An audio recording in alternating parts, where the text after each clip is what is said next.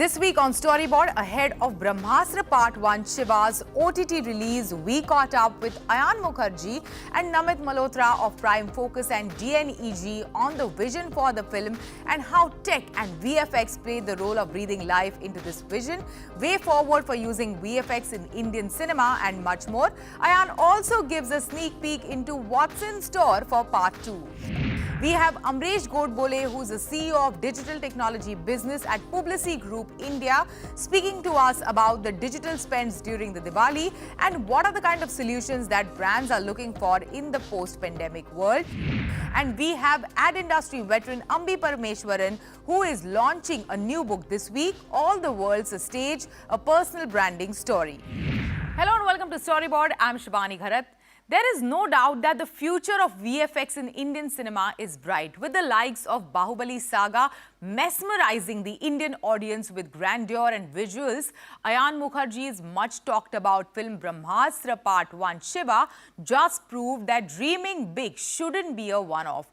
Although the film features mega stars such as Alia, Bhatt, Ranbir, Kapoor and Amitabh Bachchan in the lead, its world-class VFX somewhat manages to steal their thunder. And now this Ayan Mukerji's epic fantasy is all set for OTT release. I caught up with him along with Namit Malhotra, founder of Prime Focus Limited, chairman and global CEO of a 7-time Oscar-winning company, DNEG, that came on board as a producer for Brahmastra.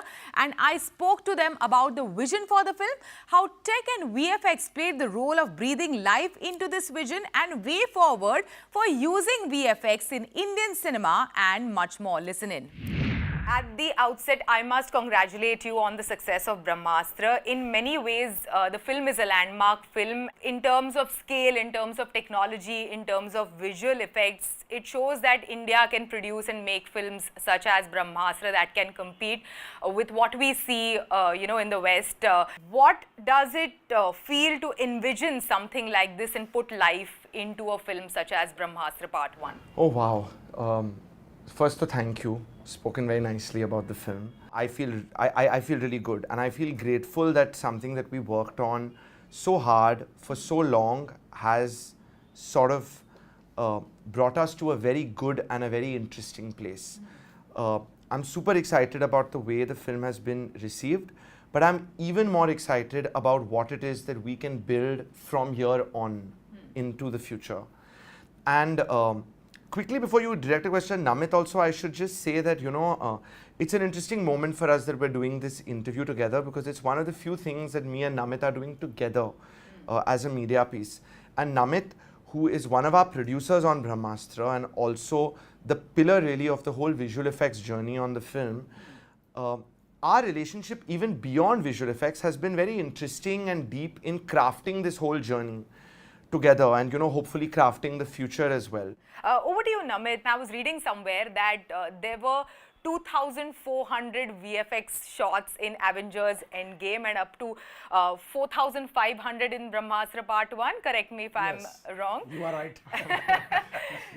So, tell me, what role did tech play in enabling something, the vision that Brahmastra had or Ayan had for Brahmastra? I really wanted to take this opportunity to bring something truly original for India, from India. And Ayan's vision was clearly in that realm to start with. The second most important thing was that because of the way he was approaching it, it was a very open door. Like most directors will be very fixated about what they want and how they want it. Here was Ayan, who was very easy about, let's figure out what's the best way to do it. Maybe even do things that even Hollywood or India has never done before. And therefore, collaborating on the vision, collaborating on techniques, on what we do first, what we do second, how we actually go about fixing the methodology of how the best quality experience is produced, not just visual effects. And that's where we spend a lot of our time talking. If you can dream it, we can do it.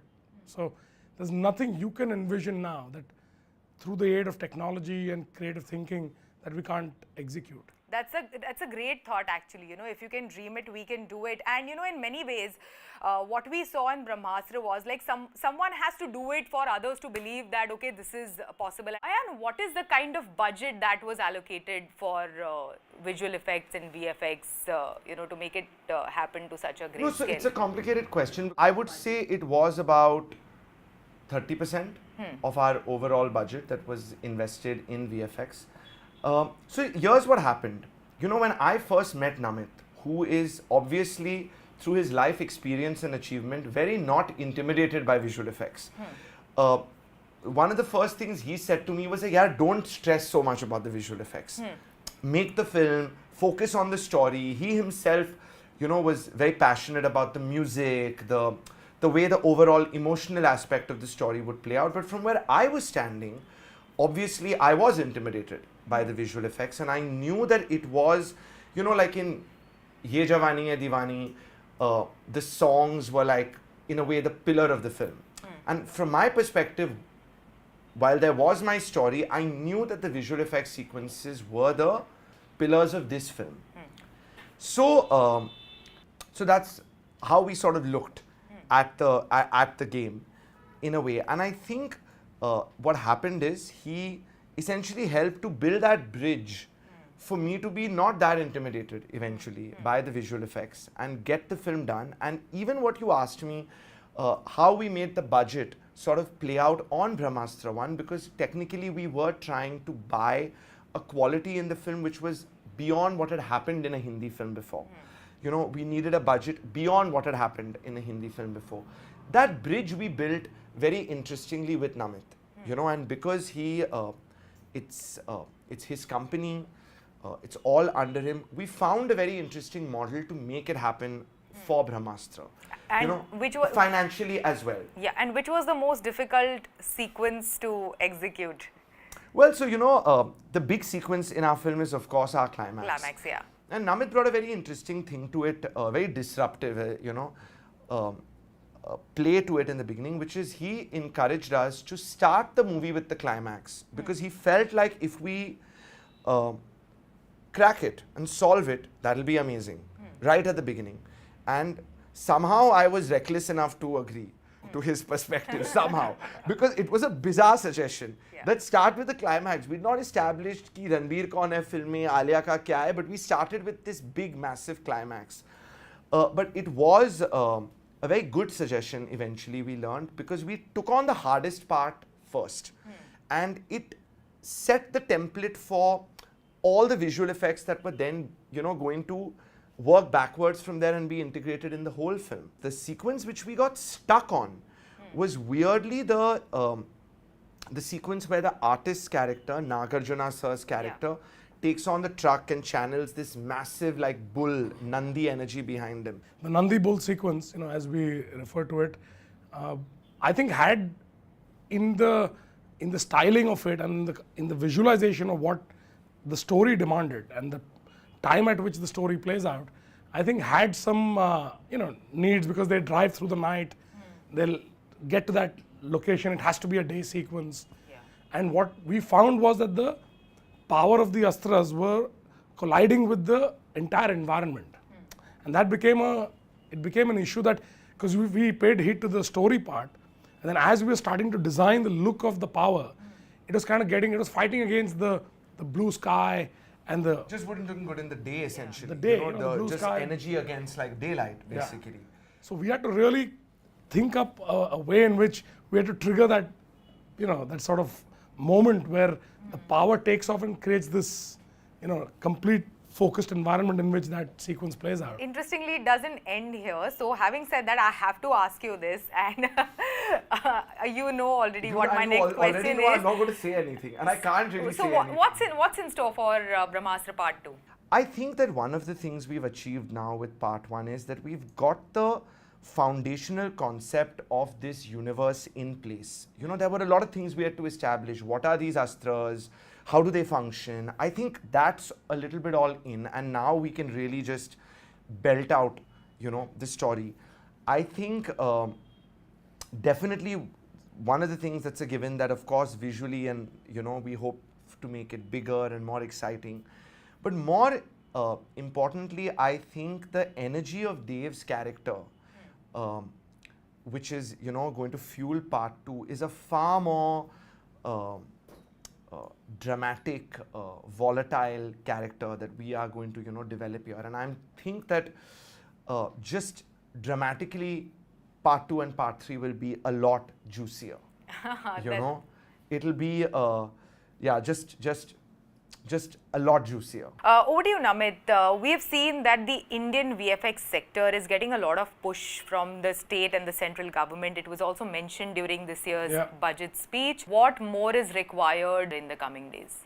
From an industry development standpoint, we do have to create an artistic pool that has to be much more comfortable and experienced at the same time in dwelling on these worlds and making sure that we can then work with filmmakers from inception to execution or delivery, as we say. Can you explain the artistic pool part?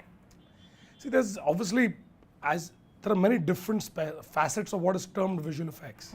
Because you can have visual effects that have a lot of animals, or you can have visual effects that have different energies like fire or water. You've got to create specialized artist pools that can do each of these things very specifically. Okay. These are specific specializations that are needed to deliver that quality on screen. Yeah, yeah. And that's where we got to create a deeper pool of artists who can do each of those aspects in a more credible or qualitative manner. Okay. And that's sort of where I think, and that's already happening, to be honest with you. It's already happening at a pretty fast pace, but the faster and the bigger it is, the better it's going to be. My final question to you, Ayan. The box office release happened. How did it meet your expectations? And now it's getting released on OTT. Much wider audience will be able to see it through their mobile phones, through their laptops.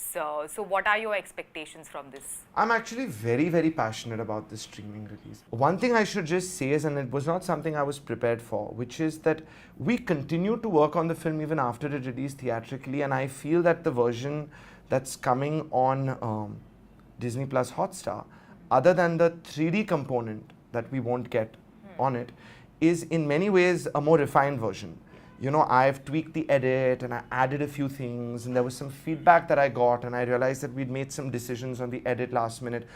We refined the music, we worked very hard on the mix. So we've worked on this film, and I realized just from having been out this last couple of months that society has come to a point where a lot of people like just 1 degree of separation from me are waiting for the film to come on streaming to sit down and watch it. Because we are involved in this longer term storytelling, part 2, part 3, and then eventually the Astraverse, more people watching the film, settling down with it, understanding the concept is really important to me. Yeah. I also suspect, and we'll see how this plays out, that the manner in which you take in a film when you watch it in the cinema is very different from how you watch a film when you're sitting at home and watching it at your own sort of convenient pace.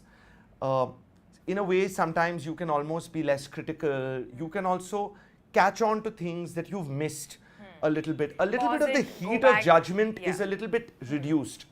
So, yeah, so I'm very passionate about it coming out on streaming. All the best for that, and thank you so much. Thanks both of you for joining us today. Thank you, Shiva. Thank you. Thank you. Also, interestingly, Disney Plus Hotstar has released a campaign with Ranbir Kapoor, and it uses all the memes on the movie to promote the premiere. On that note, it is time for us to take a short break. On the other side, we have Amresh Godbole